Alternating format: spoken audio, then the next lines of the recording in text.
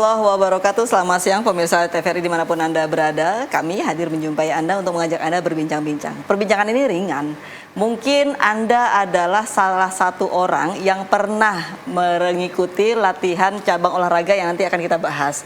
Atau mungkin Anda memiliki putra-putri yang ingin sekali mengikuti atau latihan cabang olahraga ini. Ya, karate. Ini adalah cabang olahraga yang ada di Indonesia, marak sekali, banyak sekali peminatnya. Dan seperti apa karate di Kalimantan Barat, banyakkah peminatnya, bagaimana sejarahnya, dan lain sebagainya.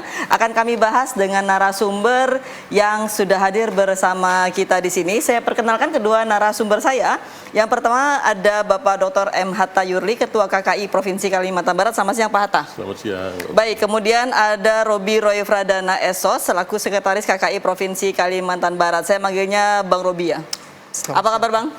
Boleh, Bang Robi boleh. Baik, sehat selalu dan terlihat dari fisik kedua narasumber saya. Ini adalah orang-orang yang sudah berjibaku dengan olahraga karate. Kita cari tahu, dan yang menarik adalah kita mencari tahu informasi terkait karate bukan hanya terkait olahraganya, tapi bagaimana generasi Z terlibat langsung dalam olahraga ini. Saya ke Bung Hatta dulu, Pak Hatta. Ya. Kalau bicara tentang KKI, ini KKI itu apa, berdirinya kapan, dan kapan sudah ada di Kalimantan Barat? Silakan. Baik, terima kasih Mbak Usnul kesempatannya. Jadi, alhamdulillah ya, kami dilahirkan menjadi salah satu insan karate. Dan kebetulan untuk karate sendiri ini sebenarnya salah satu olahraga yang memiliki konsep untuk membangun jati diri seorang anak bangsa ya, dalam konsep kebangsaan mungkin ya, bangunlah jiwanya, bangunlah badannya untuk Indonesia Raya. Nah, ini salah satu dari konsep itu, bentuk daripada konsep pembangunan secara luas ya. Nah, sedangkan untuk karate sendiri, karate ini sebenarnya olahraga yang sudah umum dilakukan oleh masyarakat Indonesia. Betul. Nah, dan untuk naungannya itu sebenarnya kita di bawah naungan FORKI, Federasi Olahraga Karate Indonesia. Nah, di dalam FORKI itu ada 25 cabang, 25 aliran yang sudah dibakukan oleh PB FORKI di Indonesia, dan semua cabur itu, semua perguruan itu harus patuh dengan aturan-aturan FORKI itu. Nah, untuk Kushinryu sendiri, Kushinryu M Karate Do Indonesia ini merupakan salah satu perguruan karate yang masuk dalam PB FORKI. Nah, di Kalbar, di Kalimantan Barat sendiri, ini tahun 66 itu sudah masuk. Sebelumnya secara di Indonesia KKI itu atau aliran Kushinryu itu dibawa oleh salah satu pendiri atau yang membawa aliran karate itu dari Jepang, yaitu Soke Matsuzaki. Jadi beliau itu sekarang masih ada di Jakarta, dan sampai sekarang perkembangannya cukup baik untuk Kushinryu. Nah, untuk di Kalbar sendiri, di tahun 66 itu KKI didirikan oleh salah satu pendiri kita, yaitu Bapak siapa ya? Sinserabudin Rifai ya. Sinserabudin Rifai itu, beliau itulah yang belajar di Bandung bersama-sama Soke Matsuzaki ini. Nah, kemudian beliau mengembangkannya di Kalbar, dan sampai sekarang alhamdulillah perkembangan KKI atau Kushinryu ini sangat pesat di Kalbar ini. Jadi di tahun 66 mulai berkiprah aliran Kushinryu di Kalimantan Barat. Sudah sangat lama. Sudah cukup lama. Ya. Kemudian kalau Bang Robi bicara tentang aliran yang sudah sangat lama, tentu sudah memiliki insan karate yang cukup banyak. Itu bisa tidak sih katakanlah dihitung gitu, berapa sih jumlah yang insan karate yang sudah pernah belajar di KKI ini? Kalau untuk di Kota Pontianak khususnya, sudah banyak atlet-atlet yang ditelurkan oleh KKI. Oke. Ya, di tingkat lokal, nasional juga. Saya coba sebut contoh yang di Pontianak ini yang menurut kami sudah cukup terkenal lah di kancah nasional, itu kayak Sensei Saripah, Doni Pandra, Aang, itu juga mereka sudah di kancah nasional. Ya. Sebenarnya arahnya ini kemana? Apakah memang ketika pelatihan KKI Insan Karate ini tujuannya adalah murni semuanya prestasi, atau itu tadi hanya membangun jati diri? Ya, sebenarnya antara membangun jati diri dan prestasi itu memiliki korelasi yang saling berkesinambungan sih sebenarnya. Antara membangun jati diri itu memang falsafah kita. Ya. Karate ya dari dulu memang seperti itu, membangun jati diri kita menjadi lebih disiplin.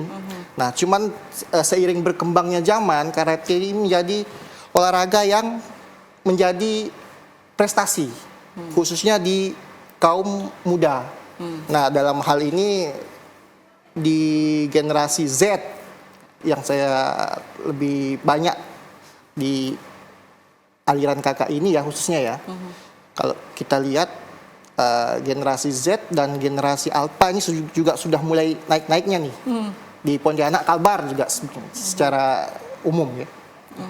Baik, Pak Hatta, kalau bicara tentang, kita tadi bicara tentang bagaimana generasi Z, bagaimana generasi Alpha mulai tertarik terhadap karate, termasuk KKI ini, usia minimal dan maksimal dari melatih karate ini kapan sih? Atau mungkin kan ini menjadi informasi bagi para orang tua yang mungkin punya anak, supaya si anak ini tidak fokus di gadget, pengen dilarikan, dicarikan wadah yang bisa melatih mencari jati diri, kedisiplinan, mental dan sebagainya. Nah, ini karate ini menjadi incaran mereka. Usianya berapa itu, Pak Hatta?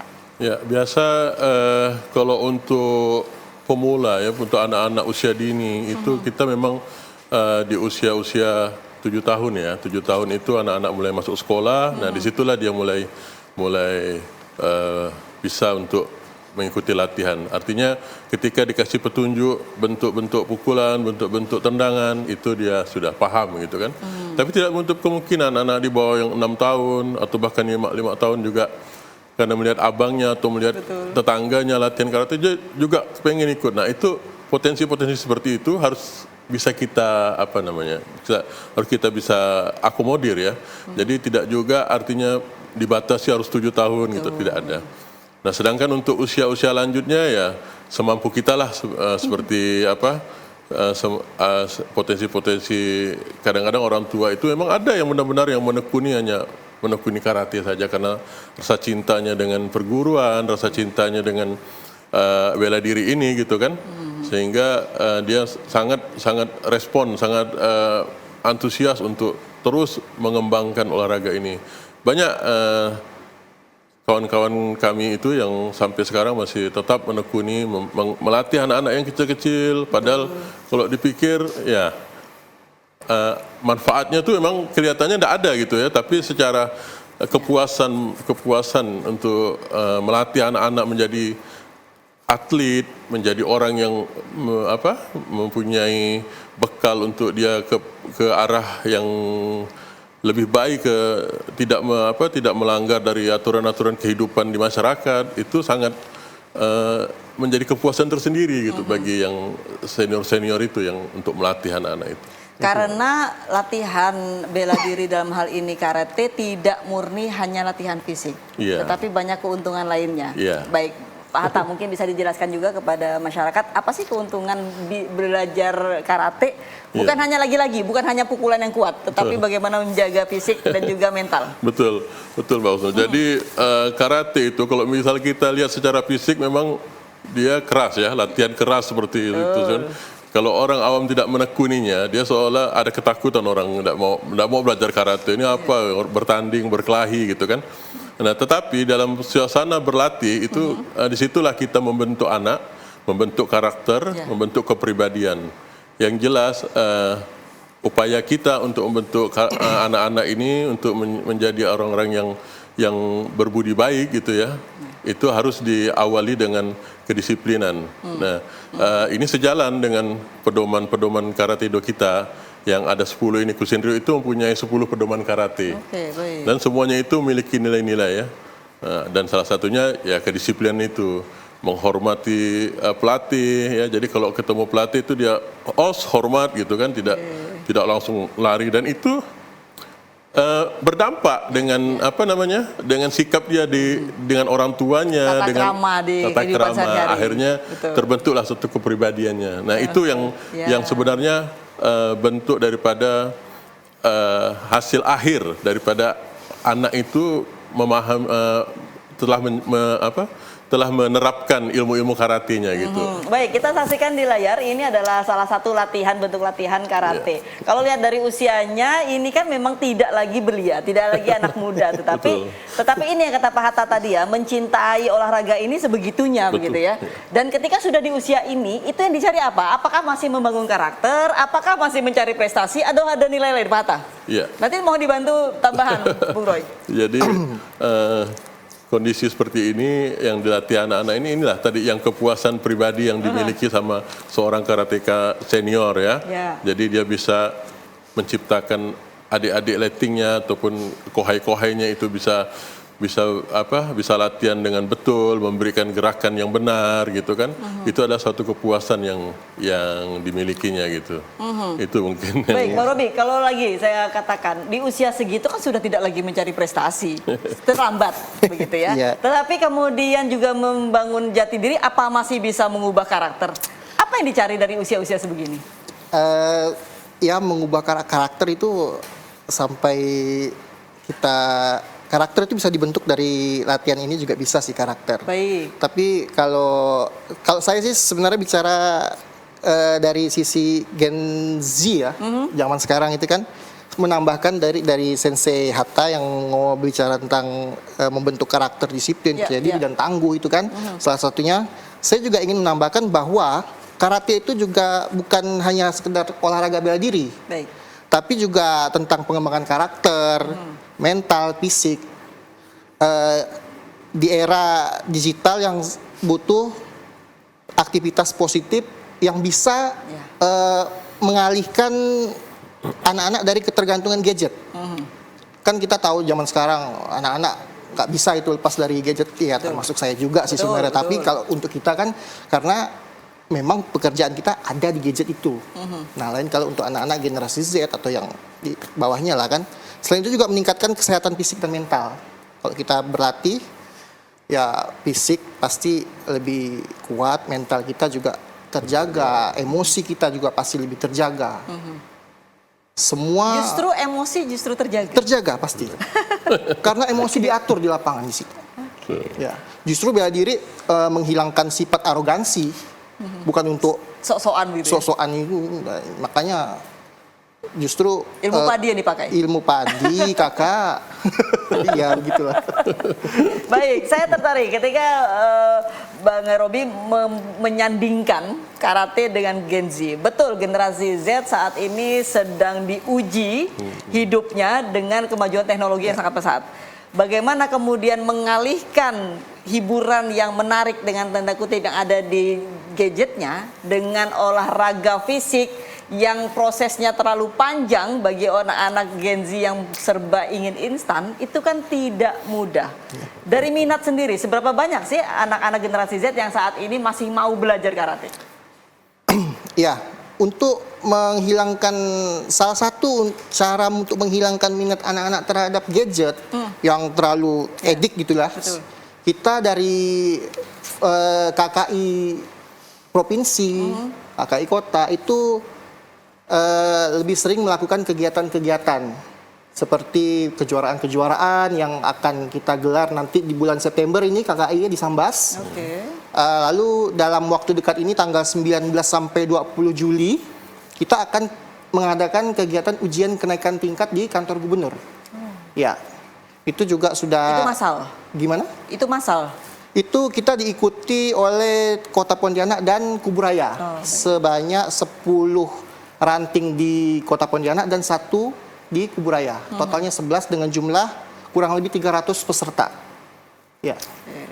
Baik, kalau bicara tentang anak-anak generasi Z, generasi Alpha, saya ke Pak Hatta, yang sudah nyemplung di karate mungkin mudah membinanya. Yang sulit adalah bagaimana melepaskan gadget mereka untuk mencari pelarian positif dan salah satunya adalah karate. Ada tidak sih KKI kemudian membuat inovasi untuk bagaimana karate lebih menarik daripada gadget? Baik, jadi kalau misalnya untuk melepaskan gadget, anak-anak juga tidak bisa serta-merta ya, tapi untuk mengurangi dia menggunakan itu, ya di karate ini tidak sempat mereka untuk berlama-lama main gadget. Nah, bahkan kadang-kadang gadget itu digunakan untuk dia mencari-cari teknik-teknik karate yang terbaru justru kan. Nah, jadi itu sehingga kalau dilihat dari apa yang disampaikan Shinsei Robi tadi itu kan bahwa banyak event-event. Nah, nanti O2SN dia udah mulai harus persiapan, nanti terus kemudian nanti di tingkat daerah, tingkat kabupaten, provinsi kan, kemudian nanti di event yang open turnamen juga banyak kejuaraan-kejuaraan. Jadi tidak sempat dia kalau misalnya untuk berlama-lama main gadget sambil baring-baring gitu, dia harus latihan gitu. Kalau tidak latihan dia tidak akan ini ya, yang anak-anak yang sudah berprestasi itu. Nah, jadwal latihan karate itu kan juga diimbangi dengan jadwal sekolah anak-anak. Nah, sekarang ini banyak ranting-ranting khususnya KKI ini semuanya berada di sekolah. Ya, betul. Nah, tapi tidak menutup kemungkinan nanti banyak juga klub-klub yang akan kita buka sebagai bentuk melakukan privat kepada anak-anak karate supaya mereka lebih cepat untuk menyerap materi teknik karatenya gitu. Baik, nanti kita akan bahas pemirsa terkait strategi yang dilakukan oleh KKI Kalimantan Barat untuk bersaing dengan platform-platform yang ataupun media sosial yang saat ini sedang digandrungi oleh generasi Z dan generasi Alpha. Bagaimana sehingga keinginan untuk melatih bela diri bukan hanya fisik tetapi juga mental dan pikiran dapat menjadi bagian penting, dan tentu ini membantu para orang tua untuk melepaskan anaknya dari kecanduan akan gadget. Kita bahas usai jeda berikut, tetap bersama kami. Usai jeda kami masih akan kembali. Baik, terima kasih Anda masih setia bersama kami. Tadi kita sudah membahas bagaimana generasi Z, generasi Alpha ini saat ini sedang katakanlah berjuang untuk melindungi diri dari ketagihan akan gadget, dan salah satu upayanya adalah dengan latihan karate. Kami menghadirkan dua narasumber di sini. Saya coba ke Bung Hatta dulu. Pak Hatta, ketika kita melihat tadi tayangan di layar kaca yang bagaimana kemudian yang latihan ternyata bukan hanya generasi Z, bukan hanya generasi Alpha, tetapi senior-senior pun masih berlatihan. Ini kan tadi Anda mengatakan bahwa tujuannya tidak lagi mungkin tidak lagi kepada pembentukan mental gitu, tetapi menjaga fisik. Ada tidak sih katakanlah ajang untuk mencari prestasi di usia-usia segitu? Jadi kalau untuk kejuaraan karate itu sebenarnya ada dua kategori besar. Yang pertama untuk jurus atau disebut kata, dan yang kedua komite. Nah, di kelas komite ini pertarungan. Nah, di kelas pertarungan ini mulai dari usia dini sampai ke kelas-kelas berat badan dan kelas usia umur ya, kelompok umur dan kelompok berat badan itu ada pertandingannya sampai kelas bebas. Nah, kemudian yang satu lagi yang tadi sangat menarik ini kelas veteran. Nah, ini jadi kelas veteran ini biasa sekarang sudah mulai dikembangkan dengan teman-teman insan karate khususnya di Kalbar lah ya. Jadi kalau ada event kejuaraan itu diselipkan itu. Bukan karena untuk apa? Karena untuk melihat antusiasnya gitu ya. Senior-senior kita yang dulu pernah jadi atlet, pernah melatih anak-anak, tapi dia masih mampu untuk bertanding gitu. Nah, itu ada itu kelas-kelas veteran namanya itu, Bu Usno. Dan ini sebagai wadah begitu ya, para katakanlah veterannya insan karate, supaya latihan mereka diakui lah begitu ya. Betul. Nah, kalau ke Bang Robi, ketika usia seperti itu, begitu, katakanlah Bang Robi sekarang gitu, mungkin memang masih latihan terus. Sebenarnya tujuannya apa sih? Apakah ini memang sudah menjadi panggilan jiwa, atau ini hanya kebutuhan untuk mencari olahraga agar badan tetap sehat? Yang mana ini? Mungkin kalau waktu zaman muda dulu ya, ini kita bisa jadikan sebagai hobi ya. Nah, Jadi setelah kita sekarang lumayan berumur, ini malahan dari hobi ini menjadi sebuah kebutuhan yang harus. Harus kita. Karena apa? Kayak kita dengan padatnya jadwal pekerjaan kan, pasti butuh relaksasi ya. Salah satunya ini kebutuhan kita akan olahraga ini. Berkumpul sama kohai-kohai, murid-murid, berdiskusi dengan para sensei. Nah, ini adalah merupakan kebutuhan bagi kami. Tuh. Oke, baik. Lantas saya masih ke Bang Robi. Bang Robi, kalau tadi Anda sudah mengatakan bahwa generasi Z juga punya peran, masih punya keinginan, kemauan untuk bergabung dalam karate, untuk latihan karate.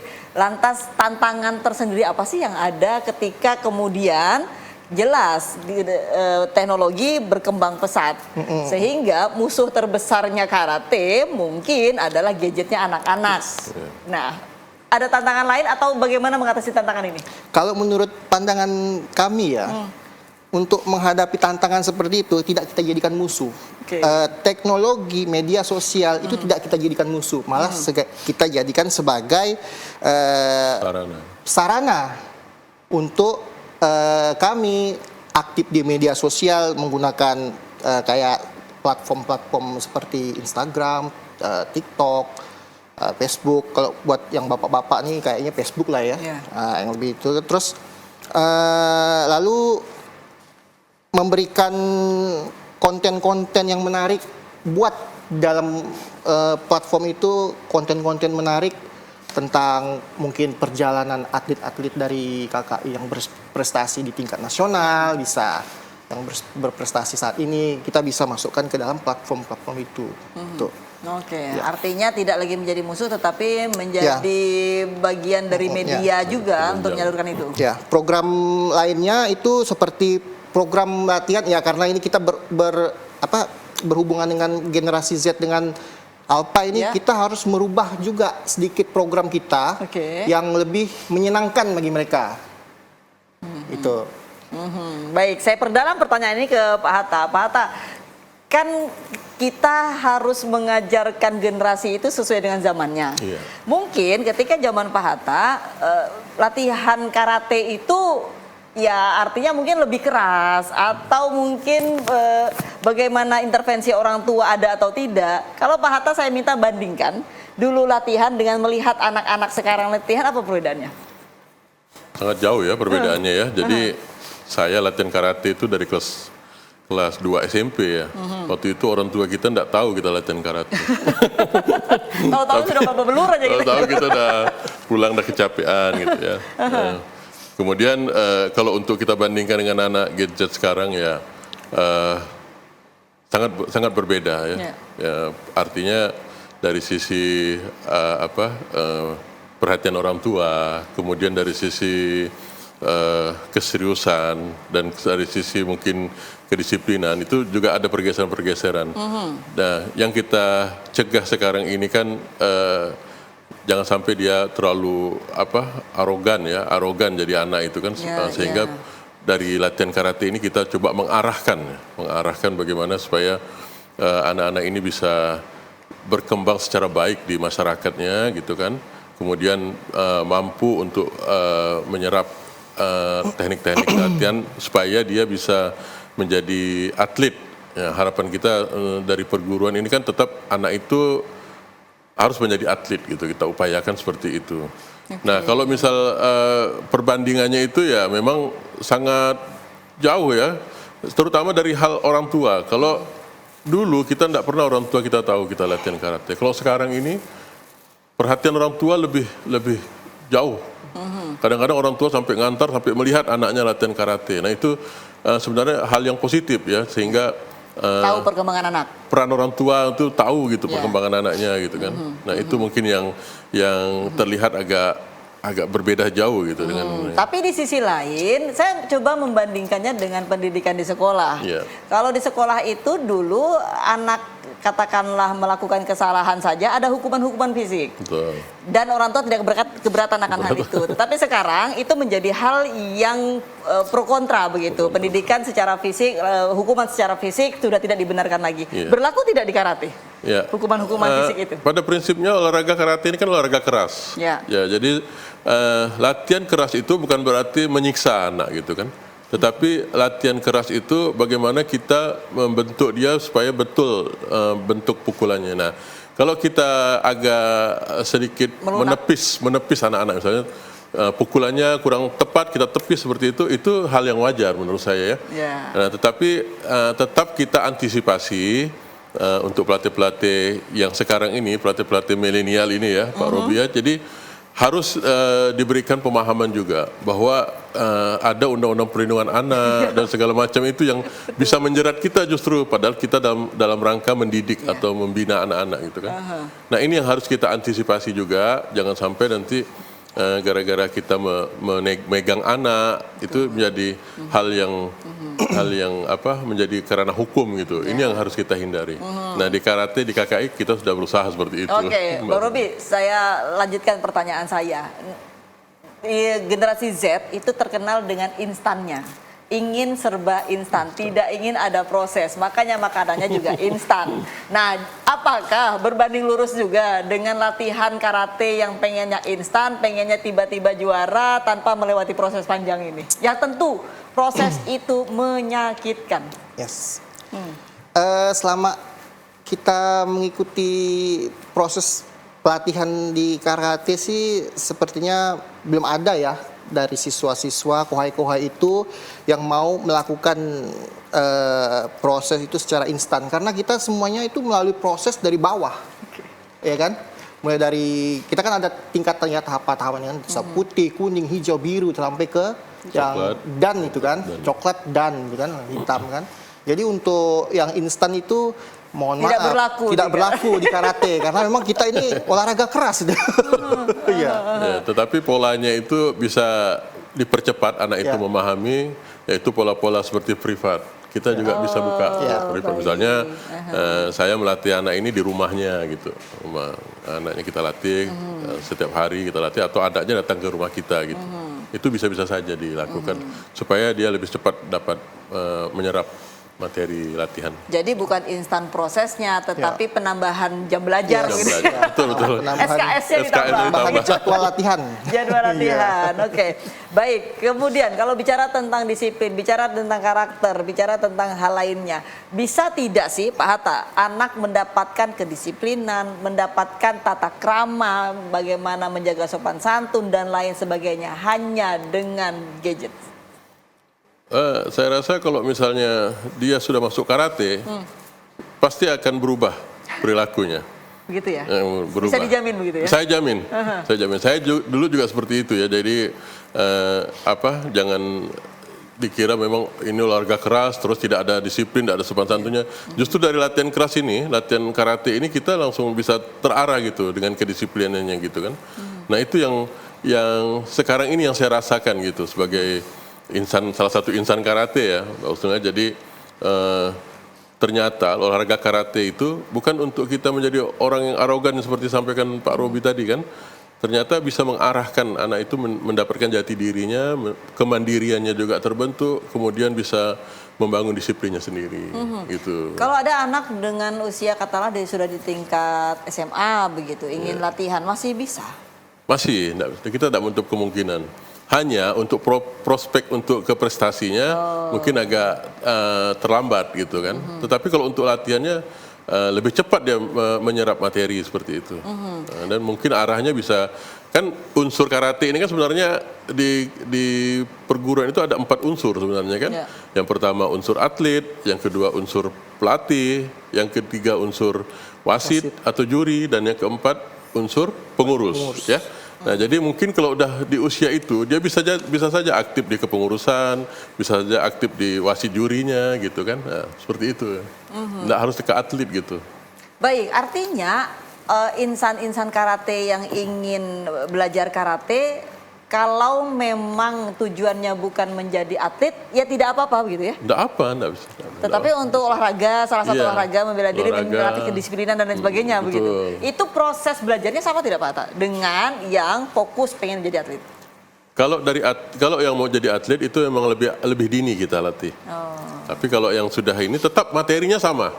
Karena yang namanya bentuk pukulan itu tidak bisa kita serta-merta misalnya. Mana pukulan atlet, mana pukulan pengurus begitu. Maksud saya gini, maksudnya kalau anak SD yang kita latih itu kan persis harus hati-hati. Kan tidak mungkin anak SMA tuh sudah cepat gitu, bisa tahu. Pasti sama itunya. Jadi harus sama-sama kita ngelatihnya. Jadi walaupun dia masih SD, kayak kita latihan bahasa Inggris gitu. Walaupun ini kan pengetahuannya sama gitu. Jadi nanti anak SD maupun anak SMP itu latihannya tetap bersama-sama di teknik dasarnya gitu. Nah itu mungkin yang harus. Baik, artinya latihannya bukan berdasarkan usia. Tidak. Begitu ya. Baik, Bang Robi, kembali terkait bagaimana generasi Z menjaga dirinya dari ketergantungan gadget adalah dengan salah satunya olahraga, dan tawaran salah satunya yang mampu memberikan makna kedisiplinan, membangun jiwa dan raga itu adalah karate, seperti itu. Lantas ada tidak sih metode-metode khusus? Karena ini kan perkembangan yang namanya teknologi saja berkembang. Ya. Nah, teknologi ataupun strategi yang dilakukan oleh KKI berkembang juga tidak? Pastinya berkembang. Yang namanya kita mengikuti perkembangan zaman ya. Salah satunya itu yang kita lakukan itu aktif di media sosial, itu udah pasti. Seluruh platform kita ada. Tujuannya apa? Tujuannya, mencari insan-insan karate baru? Yes, salah satunya itu. Memperkenalkan mereka sejarah-sejarah karate. Nah, untuk yang lainnya seperti melakukan program latihan yang fun dan menantang lah bagi mereka kan. Silakan latihan, nanti kita bikin di dalam dojo itu arena, dipertandingkan di situ kan. Pertandingan mini lah istilahnya di situ. Nah, lalu kita juga ada program-program event dan turnamen berjenjang yang disesuaikan dengan umur, terus berat badan juga usia. Lalu satu lagi itu kita kerjasama dengan pihak-pihak sekolah dan komunitas. Salah satunya tadi yang dikatakan dengan Sensehata, kita juga masih sedang membangun klub-klub karate, membuka dojo-dojo baru. Itu salah satu kerjasama dengan sekolah dengan komunitas itu. Bang Robi, sebelum jeda pariwara, saya ingin bertanya, anak-anak kecil itu kalau dipertandingkan dengan temannya, itu jiwa ingin menyakitinya ada tidak sih? Atau jiwa membela diri mana sih yang mereka, karena sepertinya mereka tidak segan-segan memukul temannya sendiri. Nah, kebetulan kalau sebelum kita melakukan pertandingan, kan setiap latihan kan kita, yang tadi dikatakan dengan Sensei Hatta ya, kita ada pedoman karate do, ya kan? Disiplin, menjunjung tinggi sportivitas dalam pertandingan itu kan kita tetap dikedepankan dalam pertandingan. Nah, kita tanamkan itu ke kohai-kohai kita. Jadi dalam pertandingan itu tidak ada yang namanya jiwa menyakiti, yang ada jiwa sportivitas yang muncul di situ. Itu dia. Walau yang terlihat sepertinya itu, tetapi itu tadi ya, jiwa sportivitas yang sudah tertanam. Baik, kita akan bahas lebih lanjut terkait agenda apa yang dimiliki KKI Kalimantan Barat. Usai jeda berikut tetap bersama kami, usai jeda kami masih akan kembali. Terima kasih Anda masih setia bersama kami di segmen terakhir dari Dialog Publik. Saya langsung ke Pak Hatta. Pak Hatta, kalau ada yang nanya, apa untungnya ikut latihan karate? Apa contoh karate mampu membentuk jati diri? Apa jawabannya? Ya, karate ini memang fenomenal ya. Secara fisik kita lihat memang keras, olahraga keras. Tetapi di satu sisi dengan terbentuknya anak itu menjadi seorang karateka, itu bisa mengarahkan mereka menjadi orang-orang yang berhasil. Kita lihat tokoh-tokoh nasional ya Mbak Uzul ya. Banyak sekali tokoh-tokoh nasional di Indonesia itu yang memang basicnya tanpa kita ketahui mungkin ya, itu basicnya udah orang-orang karate. Di antaranya yang bisa saya sebutkan yang memang dari aliran perguruan Kushinryu itu adalah Abu Rizal Bakri, ya. Nah, kemudian Arifin Panigoro, kemudian Maruki Darusman, dan tidak ketinggalan juga nih tokoh nasional dari Kalbar ini, ya, Bapak Haji Dr. Usman Sabta Odang ya. Beliau sekarang kebetulan menjabat sebagai Ketua Hanura ya di pusat. Nah, itu adalah tokoh nasional yang basicnya itu memang orang karate gitu. Jadi artinya dampak dari latihan karate ini tidak akan menjadikan anak itu menjadi orang yang tidak baik gitu ya, tetapi malahan bisa mengarah pada peningkatan kualitas hidup dan menjadi orang yang bisa dikatakan terkenal dan berguna bagi nusa dan bangsanya gitu. Itu mungkin ya Bang. Baik, Bang Robi, kalau ada yang menyaksikan perbincangan kita, langsung terus mereka merasa kayaknya boleh nih mengulang kembali sejarah kerinduan akan karate. Bisa tidak sih setelah selang sekian tahun berhenti kemudian mencoba lagi? Bisa? Bisa. Selama ini memang kita melakukan itu. Oke. Tidak berhenti di sekarang umur kita udah 40 tahun ke atas ya. Iya. Kita latihan karate itu nggak berhenti, terus continue sampai sekarang. Melatih, menciptakan atlet-atlet baru, kaderisasi lah. Ya. Itu yang dilakukan kami. Baik, lantas KKI Kalimantan Barat yang sudah berdiri sejak 1966 tentu punya program kerja yang luar biasa, Pak Hatta. Kalau bicara tentang program kerja yang sudah dilakukan dan yang akan dilakukan dalam 1 tahun ini apa saja, Pak Hatta? Ya, sebagai pengurus ya, saya tentunya tetap berharap jumlah anggota kita itu tetap harus terus bertambah. Ya. Dengan adanya anak-anak Gen Z dan anak Alpha ini kan, kita berharap ya nanti dengan upaya-upaya teman-teman di lapangan, dengan pelatih maupun pengurus-pengurus kabupaten kota, kita tetap berupaya mensosialisasikan agar tetap merekrut siswa-siswa ataupun kohai-kohai baru gitu, sehingga kita tidak kehabisan stok ya, stok untuk menjadi atlet gitu yang pertama. Tetap kita berupaya untuk menciptakan atlet-atlet prestasi semaksimal mungkin ya, maksudnya. Kemudian yang kedua, kita program-program kita selama kepengurusan kami ini ya sudah berjalan alhamdulillah, di antaranya itu ujian kenaikan sabuk untuk tingkat Q itu di kabupaten kota dan juga di tingkat provinsi juga biasa kita lakukan, dan ujian kenaikan sabuk dan satu itu ya, karena itu bukan kewenangan kami di provinsi, tetapi kami tetap harus memperjuangkan pengurus pusat bisa membantu kami untuk menambah jumlah sabuk hitamnya gitu, karena dengan banyaknya sabuk hitam mereka akan membuka ranting-ranting baru, membuka program klub-klub baru. Sehingga yang bisa membuka hanya yang memiliki sabuk hitam. Sabuk hitam, tapi bisa dibantu oleh pelatih-pelatih yang seniornya gitu. Misalnya sabuk coklat boleh berlatih gitu kan. Nah, kemudian yang ketiga ya kita tetap dari hasil anak-anak latihan itu tetap kita kepengen ada event untuk mengukur hasil latihannya gitu. Itu dari sisi prestasi. Nah, kemudian dari sisi karir dan dari sisi karir, tentunya mereka yang sudah tamat sekolah ingin bekerja dong gitu kan, ingin mendapatkan pekerjaan ya, biasa mereka ingin jadi anggota TNI atau anggota Polri atau di dinas-dinas mana yang memerlukan ijazah-ijazah karate, itu tetap kita dorong, kita berikan rekomendasi seperti itu. Mungkin itu. Baik, sementara Bang Robi sendiri, kalau bicara tentang event-event, sebenarnya seberapa penting event dilakukan untuk itu tadi mengukur kemampuan anak dan klub tentu saja. Iya. Kalau dikatakan seberapa penting, penting sekali. Tadi yang seperti Mbak katakan bahwa ini untuk mengukur kemampuan mereka antar perguruan, antar teman-teman sesama ranting, untuk menyaring atlet dari usia dini melalui kejuaraan-kejuaraan lokal yang biasa kita lakukan, itu salah satunya. Lalu salah satunya juga untuk mengupgrade ilmu bagi mereka, ya kan? Ada ilmu baru, sensei-senseinya menyebarkan, biasa ada pelatihan-pelatihan dari pusat, nanti sensei-senseinya menyampaikan di tingkat daerah. Itu udah upgrade bagi pelatih-pelatih yang di lokal, juga kohai-kohai di tempat latihan. Ini menarik, ada ilmu baru, artinya karate ini berkembang? Berkembang sekali, khususnya Kushinryu berkembang. Ya. Artinya mungkin tidak, apa yang tidak dipelajari oleh Pak Hatta, tidak dipelajari oleh Bang Robi, dan sekarang ada? Ada. Oh begitu. Ini yang menarik, Pak Hatta, mungkin bisa dijabarkan. Ya, jadi ilmu karate itu sebenarnya luas. Jadi kalau basic itu semua atlet atau yang satu perguruan itu semua materinya sama. Baik. Ya, tetapi dalam hal untuk teknik baik teknik pertandingan ataupun teknik perkelahian itu masing-masing bisa dikembangkan dengan versinya masing-masing gitu, sesuai dengan insting dan nalurinya gitu ya. Nah, jadi artinya kalau basic itu sama, basic misalnya Chudan Cuke sama ke depan, Maegeri kakinya sama gitu kan.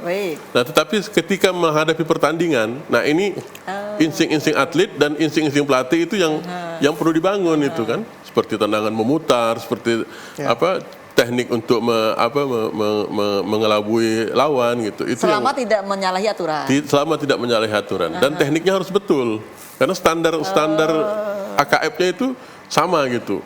Kalau misalnya salah ya enggak bisa diambil nilainya. Ini yang tadi Bang Robi katakan bahwa event-event itu bisa meningkatkan pengetahuan begitu ya. Ketika lihat lawan ataupun pelatihnya melihat anak didiknya yang lain itu melakukan gerakan ini yang belum dimiliki, itu kan bisa menambah gitu ya. Betul, itulah yang sekarang dilakukan anak-anak gadget sekarang ini kan.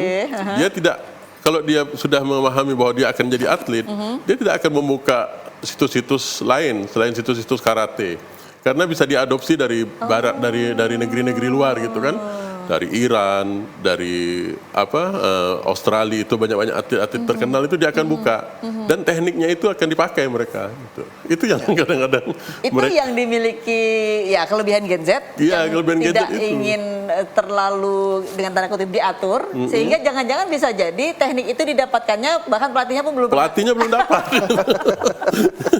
Kan bisa jadi seperti itu ya. Bisa. Baik, Bung Hatta, ketika kita bicara tentang tadi program kerja sudah dilakukan, lantas apa sih yang dicari KKI Kalimantan Barat? Apakah jumlah siswa yang semakin meningkat itu adalah prestasi bagi KKI atau prestasi si anak didik yang terus meningkat itu justru menjadi nilai lebih bagi KKI? Kalau prestasi atlet itu yang paling kita harapkan. Tapi kalau massa ataupun jumlah atlet itu ya itu juga target kita dalam rangka keberadaan atau eksistensi daripada perguruan itu gitu. Nah, ketika tidak ada atlet, ya eksistensinya diragukan gitu. Pembinaannya tidak ada berarti kan. Nah, tapi untuk prestasi atlet itu sekarang ini yang sedang kita bangun, kita bersama-sama dengan pengurus pusat. Kebetulan pengurus pusat kami ini ketuanya Bapak Dr. Haji Usman Sabta, Usnu. Nah, jadi beliau itu sangat intens sekali memberikan support kepada Kalimantan Barat khususnya. Sehingga nanti diharapkan beliau itu bisa ada atlet-atlet dari Kalimantan Barat yang bisa tampil di tingkat nasional maupun bahkan internasional gitu. Harapan pengurus pusat mumpung orang Kalimantan Barat begitu ya. Harusnya diamini oleh warga Kalimantan Barat. Amin. Baik, lantas kolaborasi dengan pihak lain. Saya bertanya ke Pak Hatta dan nanti tolong dibantu jawaban tambahan oleh Bung Robi. Kolaborasi ini kan penting. Bagaimana tadi Pak Hatta menyatakan bahwa ada kerjasama dengan pihak sekolah atau dan lain sebagainya. Nah ini bagaimana peran pihak sekolah dalam hal ini karena siswa atlet ini sebagian besar adalah anak sekolah begitu ya. Dan bagaimana peran masyarakat? Kalau untuk kolaborasi dalam hal pembentukan latihan karate ini, kita sudah banyak berkolaborasi ya. Biasa kemarin itu kita dengan TVRI juga kita udah pernah ya, Pak Robi ya. Sekarang kita udah pernah bekerja sama dengan TVRI untuk latihan bersama di sini. Kemudian dengan pihak sekolah tentunya, kemudian di beberapa kabupaten kota itu ada di universitas, di perguruan tinggi ya. Nah, itu banyak sekali kita sudah melakukan kerjasama dengan, artinya pola-pola latihan pun itu sebenarnya dimanapun bisa dilakukan selama ada dukungan ya dari pihak-pihak terkait dan masyarakat itu sangat antusias kalau misalnya di dekat rumahnya ada karate, kadang-kadang ya tetap dia akan memasukkan anaknya gitu. Nah gitu, seperti itu. Selama anaknya juga berminat. Kadang-kadang ada juga minat orang tua tapi anaknya tidak minat gitu ya. Nah, itu seperti itu.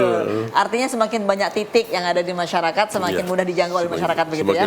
Semakin banyak jumlah peserta didik begitu. Baik, mungkin ditambahkan baru bisa. Ya, kalau sebagai tambahan tadi dari Sensei Hatta itu mengenai tentang program-program yang telah dilakukan oleh KKI itu salah satunya adalah tadi pembukaan dojo baru itu. Kita juga bekerja sama dengan sekolah-sekolah, dengan daerah pinggiran sekolah bisa jadi itu nanti.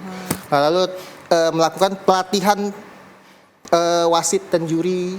Ya ada juga kita itu upgrade pelatih dan wasit untuk meningkatkan kualitas pembinaan dan kompetisi. Lalu pencarian bakat atlet-atlet muda. Nah ini yang memang tadi Sensei harapkan itu, ini harapan kita semua lah itu untuk menyaring atlet dari usia dini melalui ya di sini kejuaraan-kejuaraan lokal ya yang sering kita adakan ya. Lalu dari event internal kita seperti ujian kenaikan sabut UKT ini akan kita laksanakan tanggal 19-20 nanti di kantor gubernur ini ya.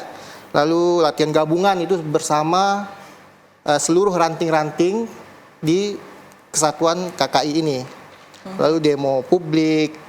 Ya ini mungkin dalam masih diagendakan ya launching di demo publik lah istilahnya seperti di Car Free Day kita juga bisa itu nanti kita rancang nanti. Semakin mendekatkan karate kepada semakin masyarakat mendekatkan ya? ke publik. Ya. Baik, Pak Hatta sebenarnya apa sih harapan besar dari KKI Kalimantan Barat? Harapannya ya pertama eksistensi ya, supaya ini kepengurusan saya ini bisa nantinya bisa dilanjutkan oleh penerus-penerus ya, senior junior kita di bawah itu mungkin bisa tetap eksistensi, itu yang pertama. Yang kedua tetap harapannya prestasi terbaik lah untuk untuk aliran Kusinrio Kalimantan Barat, baik melalui event di level pendidikan, jalur pendidikan seperti O2SN, terus kemudian pertandingan antar mahasiswa, itu kita harapkan KKI tetap harus memegang gitu kan. Dan untuk di level tingkat perguruan itu kita harapkan juga KKI juga bisa mendapatkan prestasi terbaik. Itu sebenarnya sasaran akhirnya gitu. Lantas kemungkinan ataupun peluang prestasi yang dimiliki Kalimantan Barat besar atau ya kita akui bahwa memang provinsi lain jauh lebih baik? Kalau untuk di tingkat nasional ya kita memang masih harus bersaing dengan daerah-daerah lain ya, tapi kita berupaya semaksimal mungkin dengan pola-pola yang sudah kita lakukan. Kemudian kita juga sudah punya atlet-atlet yang seperti disampaikan oleh Sinse Robi tadi, bahwa ada atlet-atlet KKI yang sudah berprestasi di tingkat nasional, itu sebagai motivasi ataupun sebagai pendobrak untuk anak-anak yang sekarang ini, yang Gen Z ini, yang atlet-atlet yang baru ini, untuk bisa mencontoh ataupun bisa menjadikan motivasi semangat gitu untuk bisa meraih prestasi terbaiknya. Kita berharap ya atlet-atlet yang baru ini bisa masuk ke tingkat nasional, baik di tingkat kejuaraan nasional maupun di tingkat pekan olahraga nasional. Oke, Bang Nobi, dengan gempuran teknologi yang luar biasa, optimis tidak bahwa karate khususnya KKI ini tetap akan ada di Bumi Katulistiwa? Secara pribadi saya mengatakan bahwa perkembangan karate di Pontianak, Kalbar khususnya, optimis sangat berkembang. Kenapa saya bilang berkembang? Dengan munculnya dojo baru yang tersebar di kota Pontianak, ini mengartikan bahwa KKI ini memang benar-benar berkembang di Kalbar. Dan buktinya adalah itu tadi ya, semakin banyaknya begitu. Ya, dan semakin banyaknya event-event yang diadakan seperti di Forky Kota, sebagian besar ini yang mendominasi dari KKI yang juara. Oke, baik Pak Hatta, terakhir apa yang ingin disampaikan kepada para orang tua yang saat ini sedang menyaksikan dialog kita, jika anaknya punya keinginan untuk itu tadi berlatih karate, karena itu seperti yang kata Pak Hatta katakan, ini nih latihan keras, latihan fisik, dan tidak semua orang tua tega melepaskan anaknya untuk berlatih karate yang keras itu tadi. Ya, kepada orang tua dan seluruh masyarakat di Kalimantan Barat, jadi jangan segan-segan kalau misal anaknya berminat, jangan ditahan-tahan untuk ikut latihan karate. Titipkan saja dengan kami di perguruan Kusinrio M Karatedo Indonesia Kalimantan Barat. Itu ada di ranting-ranting di sekolah-sekolah yang tersebar di Pontianak dan Kalimantan Barat secara luas. Itu di kabupaten kota juga kita semua sudah punya pengurus cabang, punya ranting. Itu jangan segan-segan untuk menitipkan anaknya.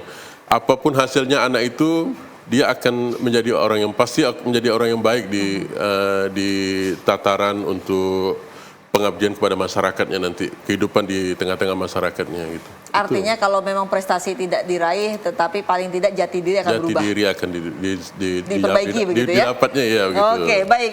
Dr. M. Hatta Yurli, Ketua KKI Provinsi Kalimantan Barat, dan Robi Roy Fradana, Sekretaris KKI Provinsi Kalimantan Barat. Terima kasih untuk waktunya. Mudah-mudahan seperti mimpinya KKI, karate tetap berkembang pesat di Kalimantan Barat dan juga di Indonesia. Dan pemirsa, demikianlah pembahasan kita pada hari ini.